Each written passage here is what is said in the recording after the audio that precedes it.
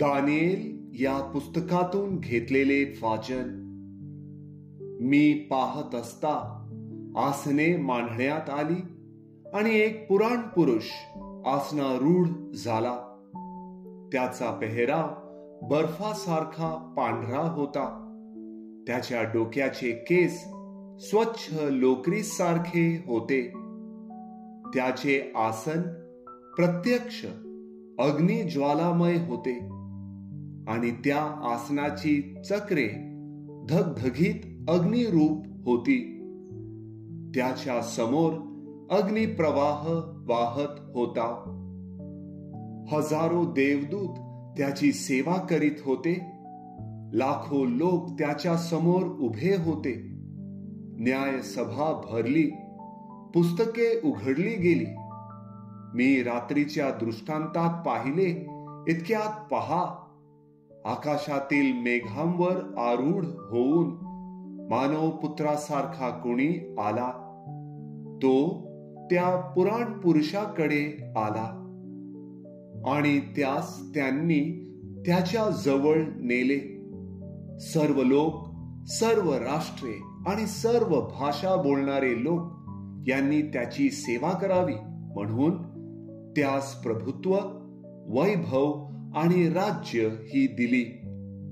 त्याचे प्रभुत्व अक्षय आणि अढळ आहे. त्याचे राज्य अविनाशी आहे. प्रभूचा शब्द. देवाला धन्यवाद.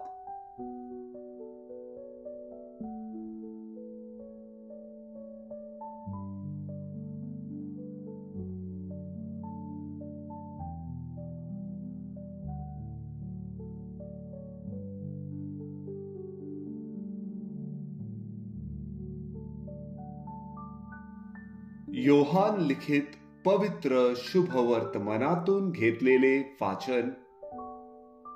नथनेल आला. आपणाकडे येताना पाहून येशू त्याच्या विषयी म्हणाला, पहा, हा खराखुरा इस्रायेली आहे. ह्याच्या ठाई कपट नाही. नथनेल त्याला म्हणाला, आपणाला माझी ओळख कोठली? येशूने त्याला उत्तर दिले, फिलिपाने तुला बोलण्यापूर्वी तू अंजेराच्या झाडाखाली होतास, तेव्हाच मी तुला पाहिले. नथनेल त्याला म्हणाला, गुरुजी, आपण देवाचे पुत्र आहात. आपण इस्रायलचे राजे आहात.